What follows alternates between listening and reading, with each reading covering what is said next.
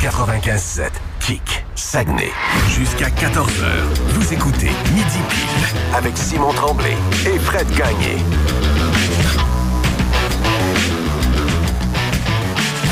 À midi, 45 minutes en fin de semaine. C'est un week-end important pour le monde de la lutte régionale. Tout à fait, mon ami.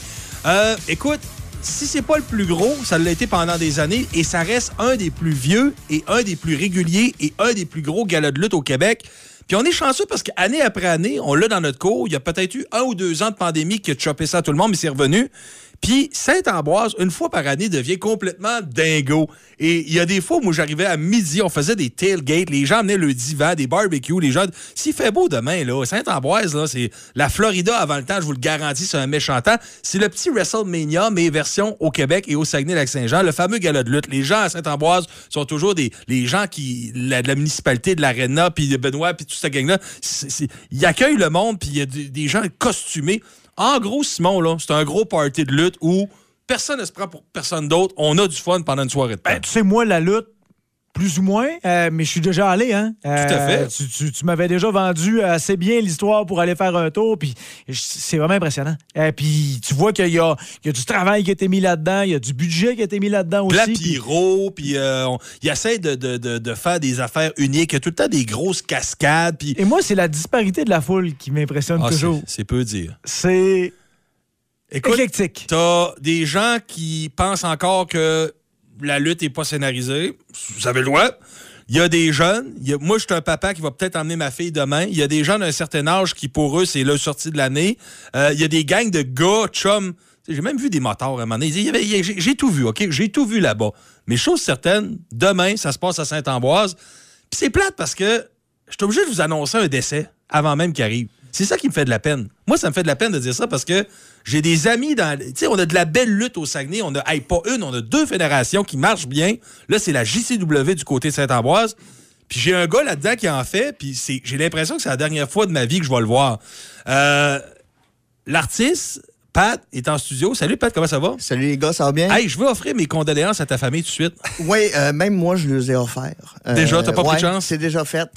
En effet, un décès qui s'en vient probablement assez rapidement. La beauté de la chose, c'est que demain, ce qui est le fun, c'est qu'il y a au moins une grosse tête d'affiche qui va être là. C'est un ancien de la WWE, Eric Rowan, qui est maintenant Eric Redbeard, qui est un genre de... C'est une montagne par-dessus une montagne, un genre de quoi comme un colosse. C'est un colosse, là, oui. Puis déjà, à la WWE, tout le monde est pas mal, on va se le dire, un peu plus gros que le gabarit des gars ici. Donc là, c'est un gros gars dans ce monde-là. On est dans le 600... Autour de 310 livres, 6 pieds 7. Il a l'air d'un tueur. Je sais pas. Écoute, je l'ai jamais rencontré. C'est pour ça que j'y vais demain. Et rappelle-nous un peu l'histoire de l'arrivée de ce gars-là, parce qu'à la base, c'était pas ça qui était prévu comme vedette. Non. On avait 2 Canadiens qui sont à la AEW, à la télé aussi. Dans le fond, l'idée, c'est d'avoir un gros nom pour la foule. Ça fait jaser, c'est bon. Exactement, puis ça donne un bon spectacle aussi. Fait qu'on avait 2 Canadiens qui sont à la AEW, le Dark Order, et 2 semaines avant, donc ça s'est arrangé. La semaine passée, ou il y a 2 semaines, il m'envoie un message comme de quoi les enregistrements de la ROH, qui est une fédération aux États-Unis, et ils ont un contrat avec eux, ont changé les dates. Et le taping de leur show devenait le 6 mai. Fait que vous autres, vous misez pendant 1 an d'avoir 2 gars du Québec qui luttent aux États-Unis, qui sont des vedettes. Ça coûte des sous. Vous faites la promotion de ces gars-là, puis 1 semaine et demie avant, ils vous choquent ça d'en face. Exactement. C'est le fun pour l'organisation d'un gala. Hein? C'est trippant. Mais c'est un risque en même temps qu'on prenait parce qu'on sait qu'ils sont sous contrat. L'autre compagnie les laisse quand même aller lutter dans l'indépendant qu'on appelle, pas à la télé, dans le fond, pas diffusé, ils peuvent aller faire des shows, mais ils ont un contrat. Le priorité, exactement. C'est ça. Fait que là, vous êtes à 2 semaines à peu près du gala. Comment on se revire? On se revire on avait un spectacle à Saint-Honoré. Okay. En plus, ce samedi-là. Moi, je l'ai su le vendredi. Fait que ma tête était pas là du tout, là, samedi, là. Puis on se revire en écrivant aux agents ou aux gars toutes les idées qui nous viennent en tête, qui pourraient être possibles. Pas des gars de la WWE en ce moment, parce que c'est impossible, ils n'ont pas le droit d'aller lutter ailleurs, mais tout le monde. On va sur Twitter, on regarde tous ceux qui ont un booking. Tous ceux qui peuvent accepter des contrats. Puis on envoie des messages. Puis là, il faut rappeler au monde, là, t'es à 2 semaines d'avis, là, à peu près, là. Oui, puis on pense aussi à...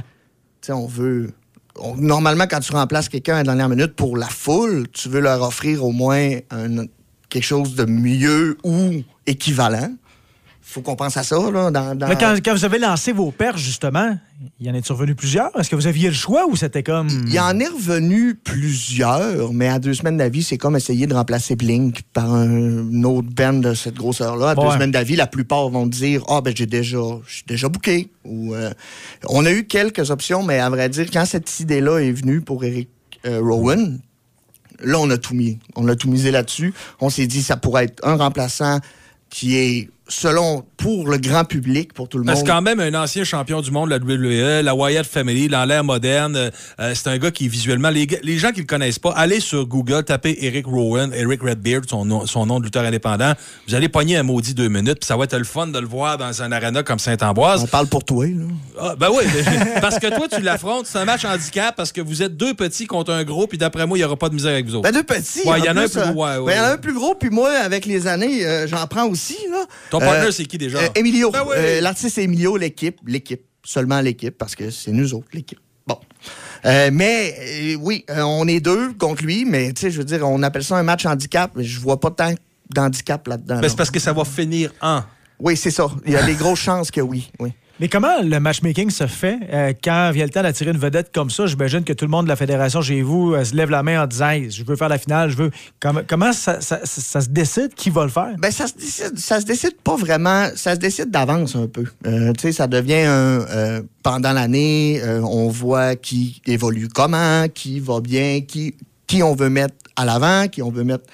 Puis ça vient qu'à se décider au fur et à mesure de l'année, ce qui donne déjà une bonne idée à Saint-Ambroise, on va pouvoir mettre lui contre lui. Ça va être bon. Puis ben là, c'est sûr que des fois, quand une star vient, on essaie de le faire fitter avec ce qui fit le mieux. Par contre, là, je t'avouerais qu'à 2 semaines d'avis, on était censé se battre contre une équipe. Le match handicap est comme... faisait du sens, devient naturel, mais... Puis là, évidemment, ça reste quand même cool parce que tu pourras toujours dire, si tu t'en sors, que tu es à une personne près d'avoir lutté contre The Rock, l'acteur, mais lutteur, parce que lui aussi a affronté The Rock. Et trivial, c'est le dernier combat officiel de The Rock. Okay, quand il est arrivé à WrestleMania, puis qu'il avait comme juste parlé, puis finalement, il avait fait un match contre la Wyatt Family. Ça se glisse bien de dire que le dernier combat de The Rock, c'était contre le gars contre qui tu vas faire ton dernier combat. Qui m'a brutalisé. Oui, mon dernier combat, en effet. Hey, blague à part, je veux aussi, parce qu'il y a des gens incroyables là-dedans, il y a des gars, il y a des filles. Parle-moi un peu des autres noms qu'on devrait retenir en fin de semaine. Qui vont être ceux qui vont nous faire halluciner? C'est sûr que notre main event, c'est pour la ceinture de la JCW. Billy Stone contre Barabas. Barabas qui est un vétéran qui a fait longtemps qu'il est là. Billy Stone qui est une star montante. Très bon. Mais il n'est plus montant. Maintenant, il est là. Pour la ceinture, eux, justement, ils ont eu une rivalité toute l'année. Anciens partenaires. Donc, ils vont se battre pour la ceinture de la JCW dans un last man standing. Dernier debout. Le dernier debout. Et on a aussi d'autres stars de partout. On a Drew Onyx, qui est une légende dans le monde, justement, qui est quelqu'un qui a aidé beaucoup de gens à se rendre. Ah, il est incroyable. Il est immense, il est mean. Je l'adore comme lutteur, effectivement. Il m'a déjà sacré une claque à gueule, puis elle résonne encore. Je m'en souviens pour de vrai. Ça se peut très bien. Je l'aime d'amour, mais je me souviens que la fois qu'il m'avait mis sa main sur la gueule durant un scénario, ça avait résonné pendant 3 jours, et je n'exagère pas. Pour de vrai, ça avait été un très beau moment. Ça se peut très bien, ça. Puis, il va être en équipe avec Paul Goliath contre Chocolate City. Sinon, aussi, on a Tough Guy Inc., qui est, dans le fond, Bob Evans, qui est une légende aussi, la ROH, qui est une fédération, justement, des États-Unis. Bob Evans est un gars qui a été à la ROH et qui a aidé beaucoup de gens à se rendre, WWE, tout ça. Puis on a Kevin Kelly, l'annonceur. Ça, c'est un annonceur de la WWE. Je me souviens de ce gars-là. Vous allez l'amener. Il va faire quoi, lui, là-bas? L'histoire, là, c'est qu'il venait. Il avait entendu parler du show, puis il venait comme spectateur voir Saint-Ambroise, parce qu'il avait entendu parler qu'il y avait un gros spectacle ici. Fait qu'il venait.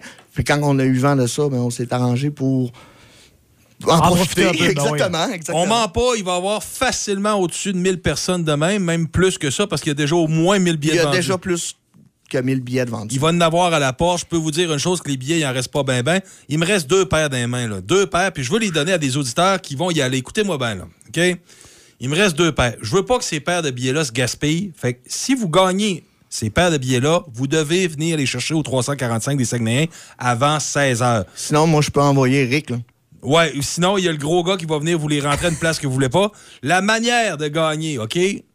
Je prends les 2 premiers appels au 543-51-31 dès qu'on va partir en pause, mais vous devez me dire qui était le partenaire par équipe d'Eric Rowan à la WWE. Fait qu'on pense à des fans de lutte. Vous m'appelez? Feu, ouais, oui. C'est l'indice, c'est le monsieur est décédé. Qui était ce gars-là? Si vous êtes dans mes 2 premiers appels, vous avez la paire de billets pour demain Saint-Ambroise. Hey, merci beaucoup, bon show. Hey, merci beaucoup, les gars. Hein. Sympathie. 55.